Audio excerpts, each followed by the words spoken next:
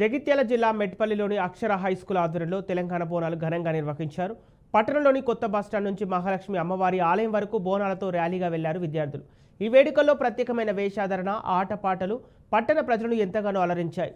తెలంగాణ సాంప్రదాయాలను, పండుగల విశిష్టతను విద్యార్థులకు అవగాహన కల్పించడం కోసమే ఈ కార్యక్రమాన్ని చేపట్టినట్లు కరెస్పాండెంట్ కొత్తూరు శ్రీనివాస్ తెలిపారు.